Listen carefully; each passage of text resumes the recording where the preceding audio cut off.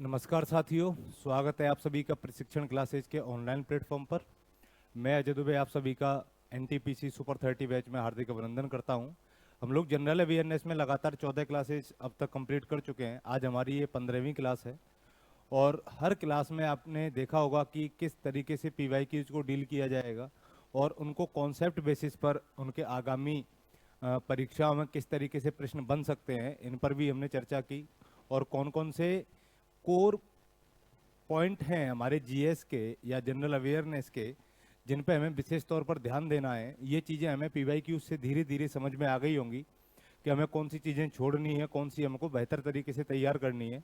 और static GK को कितना शालीनता से पूछा गया है कि किस तरीके से अगर आपका बेसिक थोड़ा सा अंडरस्टैंडिंग लेवल का है तो आप वहाँ से भी बहुत सारे क्वेश्चन यहाँ से सही कर सकते हैं। ठीक है, तो चलिए आज का पहला सवाल देखते हैं। पहला सवाल क्या है आपका? पहला क्वेश्चन है कि किस विद्वान को सौर मंडल के बारे में विश्व के समक्ष जानकारी प्रस्तुत करने का श्रेय दिया जाता है? Which scholar is credited with presenting information about the solar system to the world? यानी कि ऐसा कौन सा विद्वान था जिसको हमारा जो सौरमंडल है उसकी जानकारी के बारे में श्रेय दिया जाता है। या हम इसको बेसिक भाषा में देखें कि सौरमंडल की जानकारी सबसे पहले किस विद्वान ने प्रस्तुत की थी। तो सौर मंडल या सोलर सिस्टम के बारे में किसने बताया था?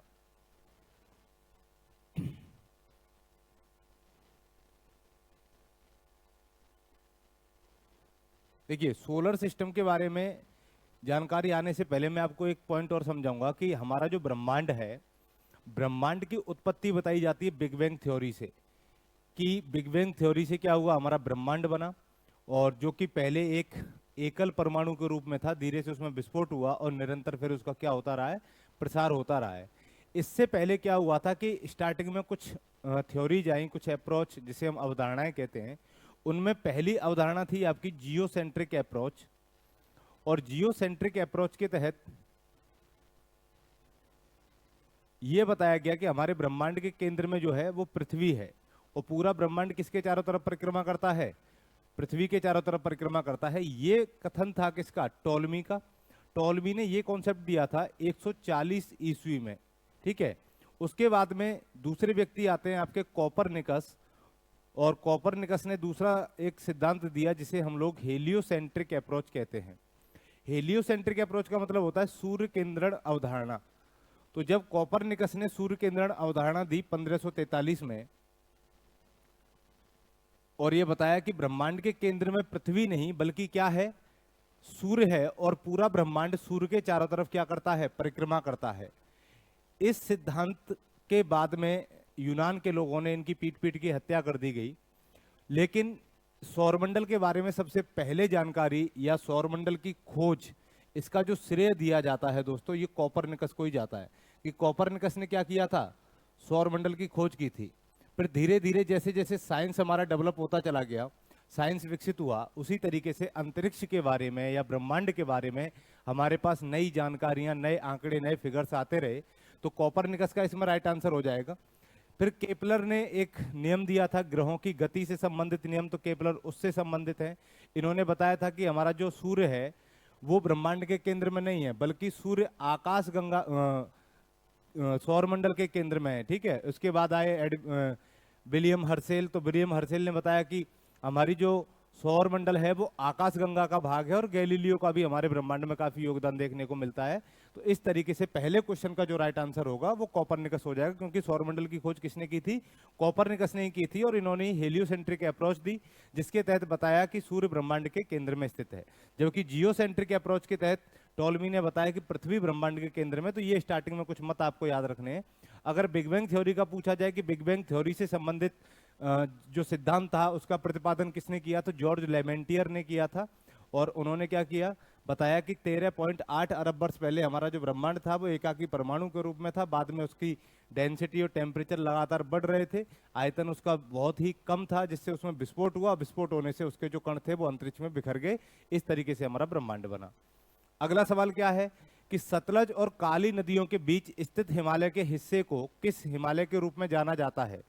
तो देखिए, मैं हिमालय का थोड़ा सा आपको यहाँ पर प्रादेशिक विभाजन बता देता हूं कि हिमालय का प्रादेशिक विभाजन क्या है। उसके आधार पर आप समझेंगे कि हिमालय क्या है। देखिए, हम हिमालय का जो विभाजन करते हैं दोस्तों, वो दो तरीके से करते हैं। एक तो हिमालय का भौतिक विभाजन और एक हिमालय का प्रादेशिक विभाजन। तो हिमालय का जो प्रादेशिक विभाजन है, रीजनल डिवाइडेशन है या क्लासिफिकेशन है, ये नदियों के आधार पर किया जाता है। किसके बेसिस पर किया जाता है? नदियों के बेसिस पर किया जाता है। इस आधार पर हम हिमालय को 4 भागों में बांटते हैं। कितने भागों में बांटेंगे? 4 भागों में।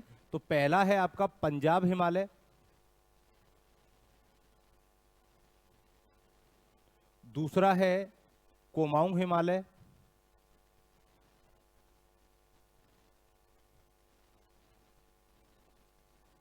तीसरा है आपका नेपाल हिमालय,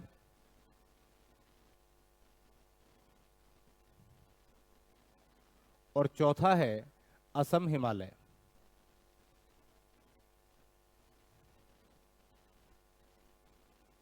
तो इन 4 भागों में बांटा गया रीजनल बेसिस पर या नदियों के बेसिस पर।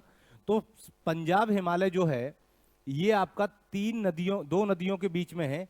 एक तरफ आपकी सिंधु नदी बहती है, पश्चिम में इंडस रिवर, और पूर्व में आपके सतलज रिवर बहती है। तो सतलज और सिंधु के मध्य में जो हिमालय है हमारा, उसे हम क्या कहते हैं? पंजाब हिमालय कहते हैं।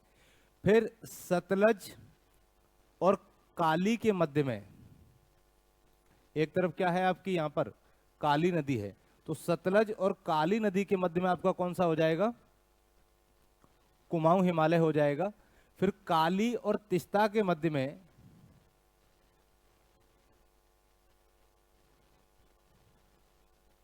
आपका नेपाल हिमालय है, और तीस्ता और ब्रह्मपुत्र के मध्य, जिसे हम दियांग भी कहते हैं,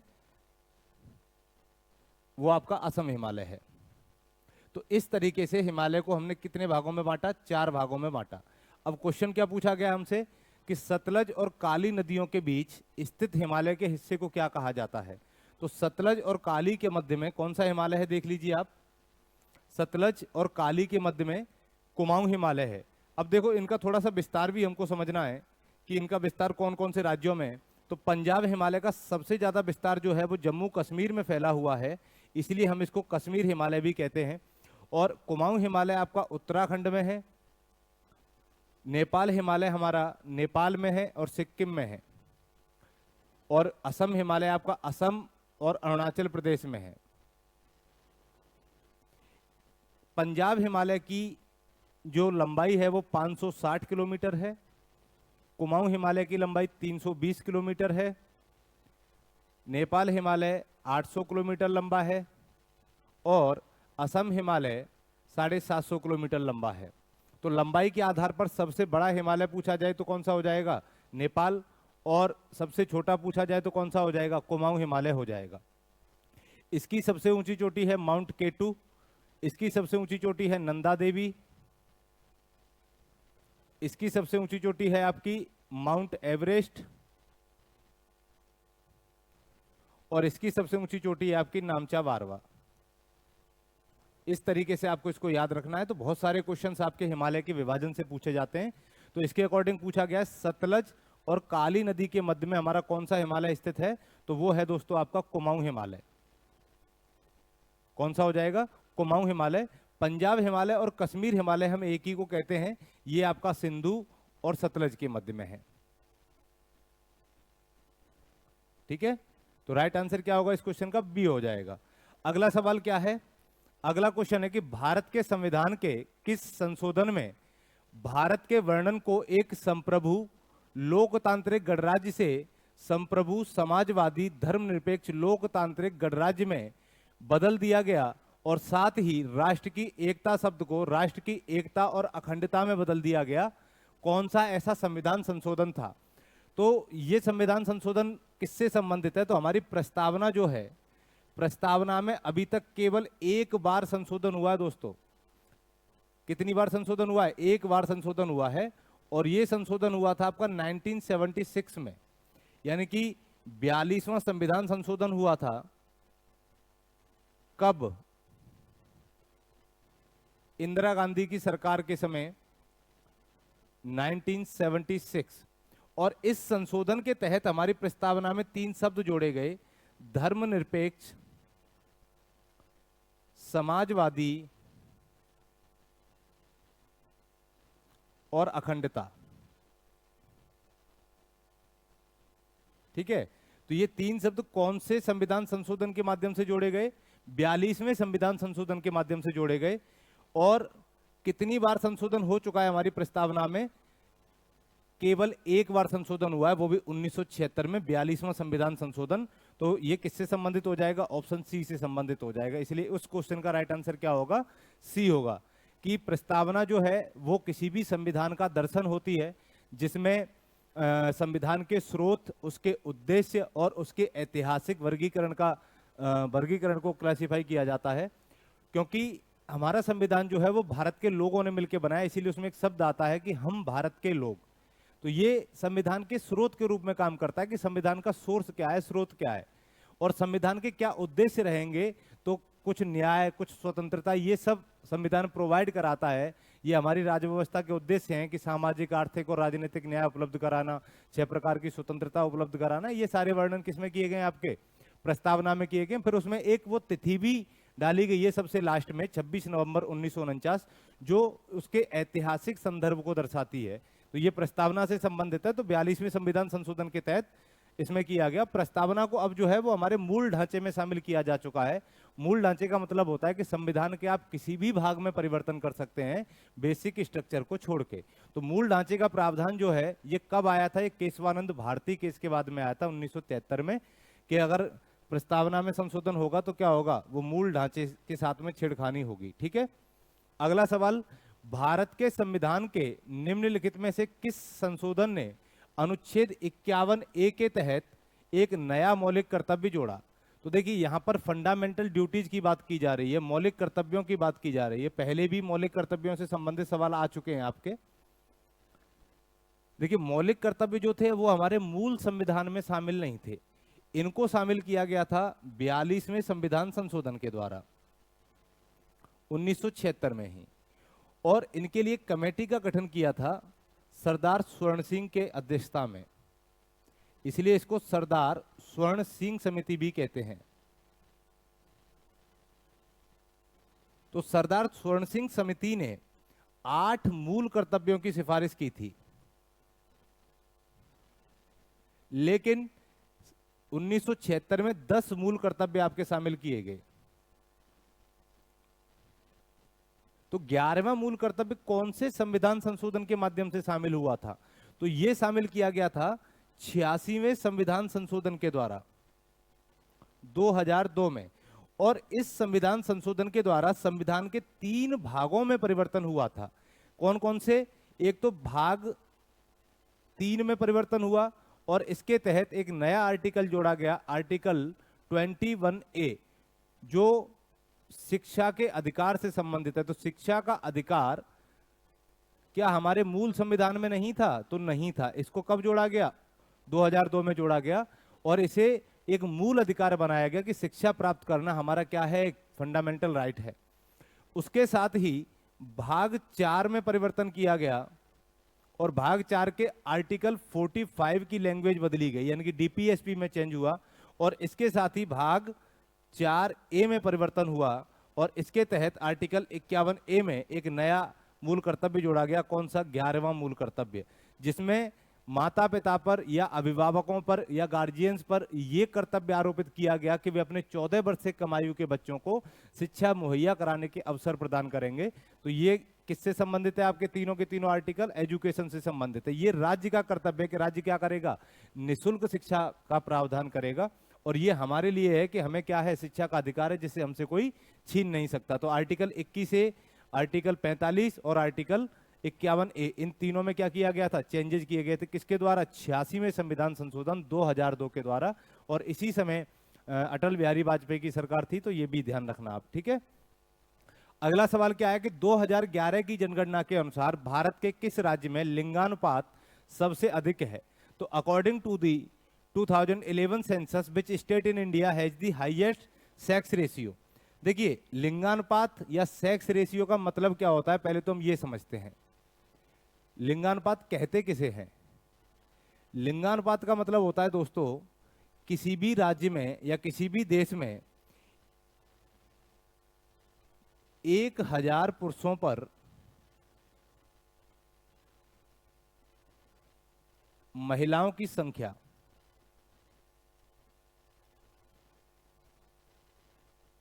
कि 1000 पुरुषों पर कितनी महिलाएं हैं, इसे हम क्या कहते हैं? लिंगानुपात कहते हैं। जैसे भारत का जो लिंगानुपात है, भारत का लिंगानुपात कितना है 2011 के अकॉर्डिंग? ये है आपका 1000 पुरुषों पर 943 स्त्रियां। तो पुरुष कितने हैं भारत में, मेल कितने हैं? 1000, और इनमें से स्त्रियां कितनी हैं? 943। तो 57 अंक का इसमें गैप आता है बराबरी में। तो इसमें से पूछा गया है कि ऐसा कौन सा राज्य है जहां सबसे ज्यादा लिंगानुपात पाया जाता है। तो देखिए, लिंगानुपात उसी राज्यों में या ऐसे राज्यों में ज्यादा पाया जाएगा जहां की एजुकेशन ज्यादा होगी, जहां अवेयरनेस ज्यादा होगी। तो भारत में केरल एक ऐसा राज्य है जहां साक्षरता दर भी सबसे ज्यादा पाई जाती है और लिंगानुपात भी सबसे ज्यादा पाया जाता है। तो केरल में सबसे ज्यादा लिंगानुपात है, इसका मतलब 1000 पुरुषों पर यहां 1084 महिलाएं हैं। इसका मतलब महिलाओं की जो संख्या है वो पुरुषों से भी ज्यादा है। तो कितने अंक ज्यादा है? ये 84 अंक का। तो भारत और इसके में काफी ज्यादा डिफरेंस है। एक क्वेश्चन आपसे पूछा जाएगा कि न्यूनतम लिंगानुपात वाला राज्य कौन सा है, मिनिमम सेक्स रेशियो किस राज्य का है? तो वो है दोस्तों हरियाणा का। और हरियाणा का लिंगानुपात 1000 पुरुषों पर केवल 879 महिलाएं हैं, 879 महिलाएं हैं। इसका मतलब ये राष्ट्रीय लिंगानुपात से भी बहुत पीछे है। क्लियर है यहां तक? तो एक आपको न्यूनतम याद रखना है, एक हाईएस्ट याद रखना है, और एक इंडिया का याद रखना है कि कितने पुरुषों पर कितनी महिलाएं। यहां से बहुत सारे क्वेश्चन कई बार पूछे जाते हैं। तो राइट आंसर इसका क्या होगा? सी हो जाएगा। अगला सवाल देखते हैं कि पूर्वी रेलवे जोन का मुख्यालय किस शहर में स्थित है? In which city is the headquarters of eastern railway zone located? तो पहला ऑप्शन कोलकाता, मालीगांव, भुवनेश्वर और दुर्गापुर। तो इनमें से पूर्वी रेल का मुख्यालय कहां पर है? तो देखिए, पूर्वी रेल का जो मुख्यालय है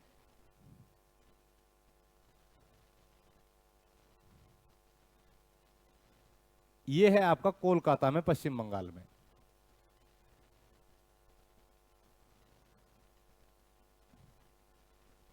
और उत्तर पूर्वी रेल का पूछा जाए तो असम में है दोस्तों। ठीक है, तो राइट आंसर क्या होगा यहां पर? ए हो जाएगा। तो आप जब एनटीपीसी का एग्जाम देने जा रहे हैं, रेलवे से संबंधित कोई परीक्षा देने जा रहे हैं, तो ये जरूरी है कि हमारे जितने भी रेलवे जोन हैं उनके नाम आपको याद होने चाहिए, उनके मुख्यालय याद होने चाहिए कि किसका मुख्यालय हेडक्वार्टर कहां पर है, कब स्थापित किया गया। तो ये सारे पॉइंट्स आपको और नोट कर लेने हैं।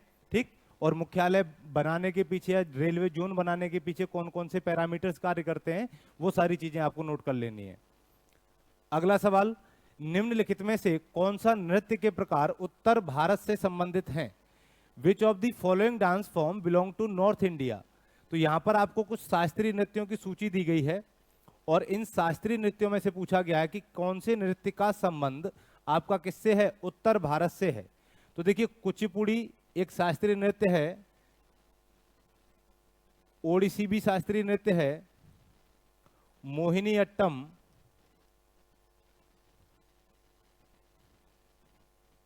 और कथक। तो ये चार ऑप्शन है, इनमें से कौन सा ऐसा शास्त्रीय नृत्य है जिसका संबंध उत्तर भारत से है? तो कुचिपुड़ी आपका किस राज्य का? आंध्र प्रदेश का शास्त्रीय नृत्य है। तो ये कहां पर किया जाता है? आंध्र प्रदेश में किया जाता है। ओडिसी आपका ओडिशा में किया जाता है। मोहिनीअट्टम केरल से संबंधित है। कथक जो है इसका संबंध उत्तर प्रदेश से है। तो कथक कहां पर किया जाएगा आपका? उत्तर प्रदेश में, नॉर्थ इंडिया में। और भरतनाट्यम पूछे तो तमिलनाडु में।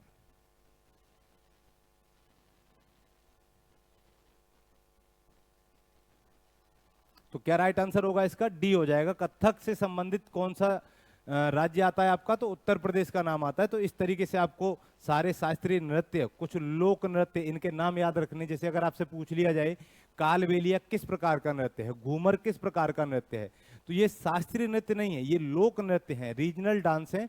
तो कौन से राज्य में कौन सा लोक नृत्य किया जाता है, या किस शास्त्रीय संबंध नृत्य से कौन सा व्यक्ति या कौन सी महिला संबंधित है जो अभी रिसेंट में जिसको कोई अवार्ड मिला हो, या इंटरनेशनल लेवल पर जाके कोई परफॉर्मेंस की हो, या बहुत प्रसिद्ध नाम हो जिसकी वजह से वो डांस जो है काफ़ी अपनी पहचान बना चुका हो। तो ऐसे कुछ पॉइंट्स होते हैं डांस वाले पॉइंट ऑफ व्यू में, तो वो आपको देख लेने हैं, उसके बेसिस पर आपका ये पूरा का पूरा टॉपिक तैयार हो जाएगा। अगला सवाल, किस भारतीय स्वतंत्रता सेनानी को भारत का बिस्मार्क भी कहा जाता है? तो भारत का बिस्मार्क, देखिए बिस्मार्क एक उपाधि है, और बिस्मार्क का मतलब कि जिस तरीके से बिस्मार्क ने अपने देश का एकीकरण किया था, विभाजित होने से बचाया था, ऐसे ही भारत में ऐसा कौन सा व्यक्ति था जिसने भारत का एकीकरण किया था?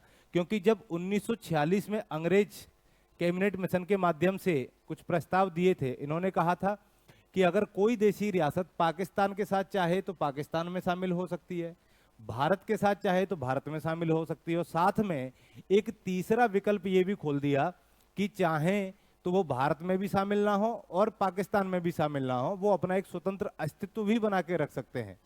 तो इस बेसिस पर कुछ रियासतें जो थी ना तो पाकिस्तान में शामिल होना चाहती थी ना ही भारत में, जिनमें से मुख्य रूप से अगर कहा जाए कि आज़ादी से पहले ऐसी कौन कौन सी रियासतें थीं भारत में जो कि इनका विलय नहीं हुआ था, तो उनमें से पहला नाम आता है जम्मू कश्मीर, हैदराबाद, मणिपुर और जूनागढ़। इन 4 रियासतों का एकीकरण जो है वो आज़ादी के बाद में किया गया। तो भारत में कैबिनेट मिशन के प्रस्तावों के अकॉर्डिंग ही इंटरिम कैबिनेट की बात की गई थी कि जैसे ही संविधान सभा का गठन होगा और जब तक भारत में आम चुनाव संपन्न नहीं हो जाते तब तक एक अंतरिम मंत्रिमंडल का गठन किया जाएगा, और वो अंतरिम मंत्रिमंडल 14 सदस्यीय होगा। तो लॉर्ड माउंटबेटन उसके अध्यक्ष थे, जवाहरलाल नेहरू उपाध्यक्ष थे, और उसी में सरदार वल्लभ भाई पटेल को रियासती मंत्रालय बनाया गया था, रियासती मंत्रालय का प्रमुख बनाया गया था।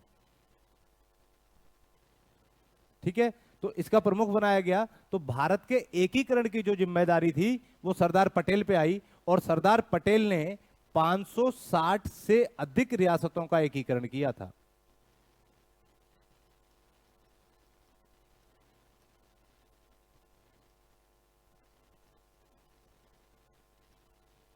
और ये बात उस समय की है जब हमारा पूरा देश सांप्रदायिक दंगों से झुलस रहा था, जब हम अपने घर को नहीं एकीकृत कर पाते हैं, जहां पूरे देश को एकीकृत करने की बात थी। और इनका साथ जिस व्यक्ति ने दिया उनका नाम याद रखना, काफी बड़ा नाम है, वीपी मेनन। तो वीपी मेनन जो थे ये सचिव बनाए गए थे किसके? रियासती मंत्रालय के। तो वीपी मेनन और सरदार वल्लभ भाई पटेल ने 560 से भी ज्यादा रियासतों का भारत में एकीकरण किया, इसलिए इनको भारत का बिस्मार्क भी कहा जाता है। तो राइट आंसर क्या होगा? ए हो जाएगा। इन्हीं को लौह पुरुष के नाम से भी जाना जाता है। आयरन मैन इंडिया में किसे कहते हैं? पटेल को ही कहते हैं। और इन्हीं की याद में गुजरात में एक स्टैच्यू बनाया गया है जिसे हम स्टैच्यू ऑफ यूनिटी के नाम से जानते हैं, जिसकी जो ऊंचाई है वो 182 मीटर है, या हम ये कहें कि विश्व का सबसे ऊंचा स्टैच्यू कौन सा है? पटेल का है। ठीक है, अगला सवाल, निम्नलिखित में से कौन सा शिखर झारखंड का सबसे ऊंचा शिखर है? अब देखिए झारखंड की सबसे ऊंची चोटी पूछी गई है, तो आपको कुछ चोटियां याद रखनी है। जैसे भारत की सबसे ऊंची चोटी पूछे,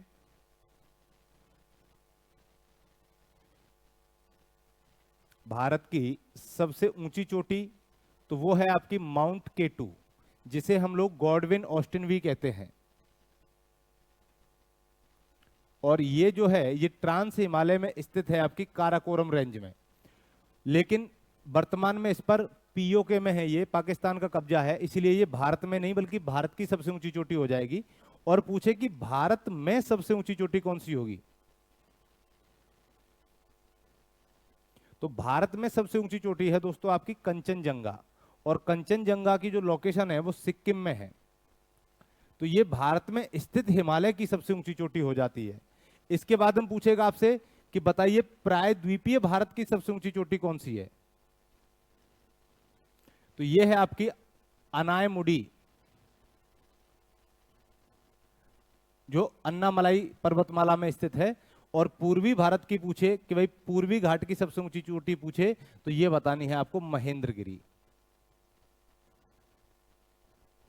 ठीक है, इस तरीके से आपको कुछ चोटियां याद रखनी है। तो यहां पर पूछा गया कि झारखंड की सबसे ऊंची चोटी कौन सी है, तो झारखंड में आपके छोटा नागपुर पठार का विस्तार है।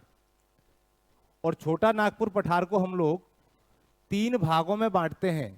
पहला हजारीबाग का पठार, दूसरा रांची का पठार, और तीसरा है आपका राजमहल पर्वत। तो हजारीबाग पठार में ही सबसे ऊंची चोटी पाई जाती है पारसनाथ। तो पारसनाथ छोटा नागपुर की तो सबसे ऊंची चोटी है ही, साथ में झारखंड की भी सबसे ऊंची चोटी हो जाएगी, इसलिए आपका जो विकल्प डी है वो सही होगा। और ये पठार आपका कोयले के उत्पादन के लिए सबसे फेमस माना जाता है कि इस पठार में सबसे ज्यादा किसका प्रोडक्शन होगा, कोयले का प्रोडक्शन होता है। इसलिए दामोदर नदी बेसिन को भारत का रूर प्रदेश भी कहते हैं, और झारखंड भारत में सबसे ज्यादा कोयला उत्पादक राज्य भी माना जाता है। तो चोटी के आधार पर पारसनाथ झारखंड की सबसे ऊंची चोटी होगी।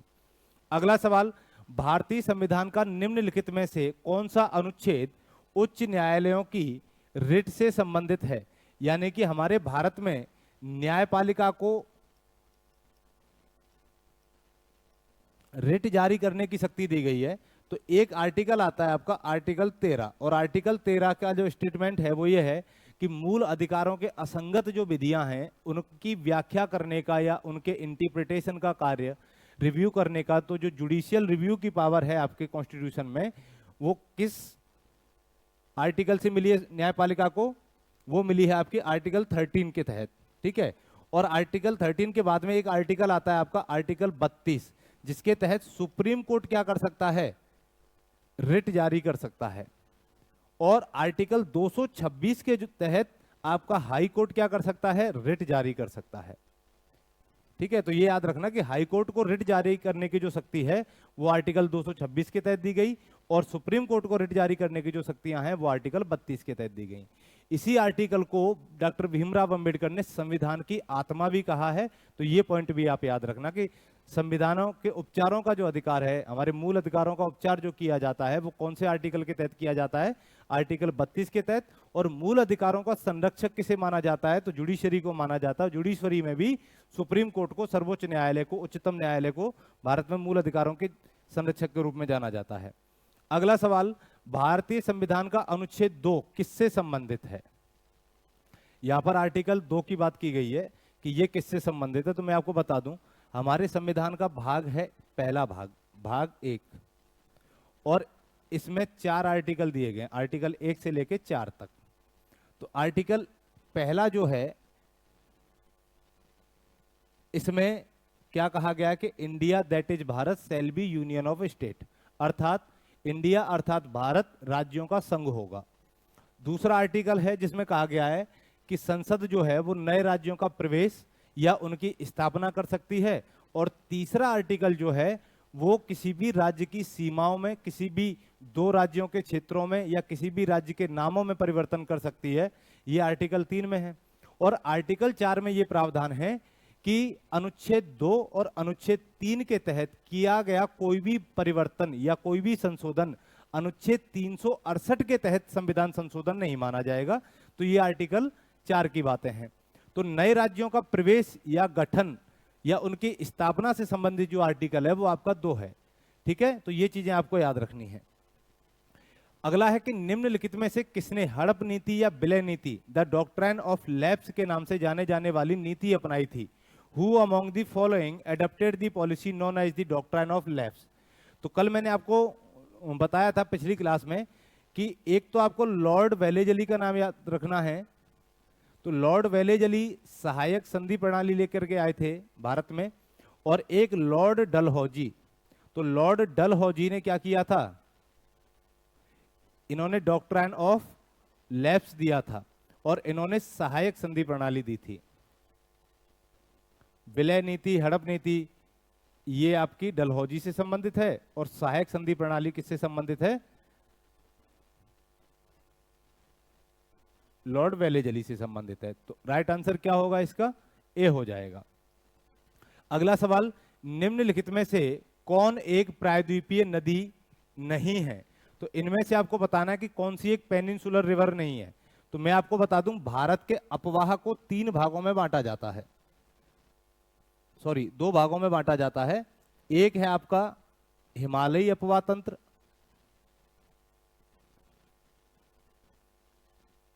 दूसरा है आपका प्रायद्वीपीय अपवाह तंत्र। तो हिमालयी अपवाह तंत्र में तीन मुख्य नदियां आती हैं। पहली है आपकी सिंधु, दूसरी है आपकी गंगा, तीसरी है आपकी ब्रह्मपुत्र। इसकी बहुत सारी सहायक नदियां हैं, जैसे चिनाब, तिस्ता, रावी, ब्यास, झेलम। गंगा की भी बहुत सारी सहायक नदियां हो जाएंगी, रामगंगा, कोसी, गोमती, गंडक, घाघरा, महानंदा, ये सारी इसकी हो गई। यमुना हो गई, सोन हो गई, और ब्रह्मपुत्र की कौन कौन सी हो जाएंगी? दिबांग, लोहित, सुबनसिरी, मानस, तिस्ता, संकोच, कमेंग, बूढ़ी, दिहांग, ये सब। तो इन सब से मिलके क्या बनता है? आपका हिमालयी अपवाह तंत्र बनता है। और प्रायद्वीपीय अपवाह तंत्र को भी फिर हम दो भागों में बांटते हैं। एक अरब सागर में जो नदियां गिरती हैं या पश्चिम की तरफ जो नदियां बहती हैं, और दूसरा है आपका बे ऑफ बंगाल की तरफ जो नदियां गिरती हैं। ठीक है, बंगाल की खाड़ी में जो नदियां गिरती हैं। तो अरब सागर में आपकी साबरमती हो गई, ठीक है, साबरमती के बाद माही हो गई, माही के बाद नर्मदा हो गई, नर्मदा के बाद में आपकी तापी हो गई। तो ये सारी नदियां कहां जाके गिरेंगी? ये गिरती हैं आपकी अरब सागर में, और बे ऑफ बंगाल में आपकी गिरती हैं स्वर्ण रेखा, ब्राह्मणी, वैतरणी। ठीक है, इसके बाद में महानदी, गोदावरी, कृष्णा, कावेरी। तो ये सारी नदियां कहां की हैं? बंगाल की खाड़ी में। ये जितनी भी नदियां हैं दोस्तों, ये सब डेल्टा का निर्माण करती हैं, और अरब सागर में गिरने वाली सभी नदियां आपका एस्चुरी का निर्माण करती हैं। ये याद रखना है। तो इनमें से देखो, गंगा को छोड़ दो, सिंधु को छोड़ दो, ब्रह्मपुत्र को छोड़ दो, तो ये हिमालयी अपवाह तंत्र की नदियां हो जाएंगी। तो जो बच गई वो ये आपकी नर्मदा नदी है। अब नर्मदा के बारे में जानते हैं। नर्मदा नदी निकलती है माउंट अमरकंटक से।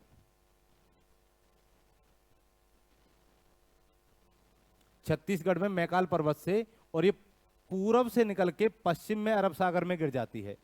ये एक ऐसी नदी है जो भ्रंश घाटी से होकर के बहती है, यानी कि इसके उत्तर में विंध्यन पर्वत है, तो इसके दक्षिण में आपका सतपुड़ा पर्वत है।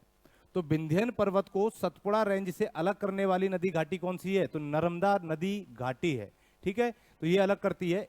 इसी नदी पर धुआंधार, कपिलधारा, दुग्धधारा, ये सब क्या हैं? आपके जलप्रपात बने हुए हैं। और इसी नदी पर आपका गुजरात में सरदार सरोवर डैम का निर्माण भी कराया गया है। अगला सवाल कि हर्यक वंश से मगध का प्रथम शासक कौन था? तो हर्यक वंश का प्रथम शासक कौन माना जाता है? तो देखिए, मैंने आपको पहले भी बताया है कि मगध की जो स्थापना की थी 6वीं शताब्दी में, वो हर्यक वंश ने ही की थी।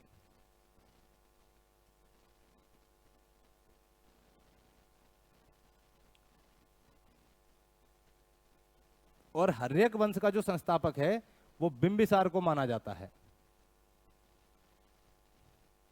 तो बिंबिसार अजातशत्रु इनके बाद में बने। अजातशत्रु के बाद में फिर इस वंश का प्रतापी शासक उदयन था।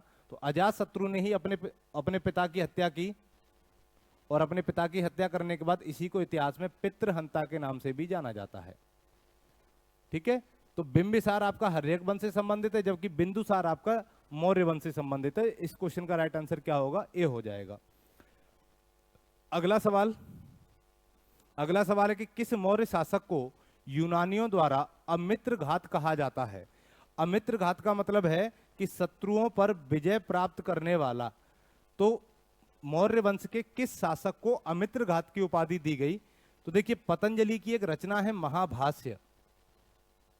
तो पतंजलि ने अपनी रचना महाभाष्य में बिंदुसार को, किसको?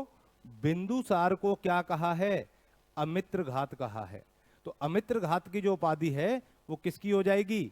बिंदुसार की हो जाएगी। फिर इसी के बेटे अशोक जो हैं ये हो जाएंगे, और इनके पिताजी थे चंद्रगुप्त मौर्य। तो बिंदुसार के बारे में यह भी कहा जाता है कि बिंदुसार एक प्रतापी राजा का पुत्र और एक महानतम शासक का पिता था, है ना। तो इसके पिताजी ने भी बहुत अच्छा नाम कमाया इतिहास में, और इनके बेटे ने भी कलिंग युद्ध जीता, और बाद में बौद्ध धर्म ग्रहण करने के बाद में हिंसा त्याग दी, तो अशोक का नाम बौद्ध धर्म के साथ में बड़े सम्मान के साथ लिया जाता है, लेकिन अमित्र घात की जो उपाधि है वो बिंदुसार के लिए प्रयोग की जाती है। ठीक है, तो ये थी आज की हमारी श्रृंखला। उम्मीद करता हूं कि बहुत बेहतरीन तरीके से आपको समझ में आई होगी। तब तक के लिए आप मस्त रहिए, व्यस्त रहिए। थैंक यू, धन्यवाद।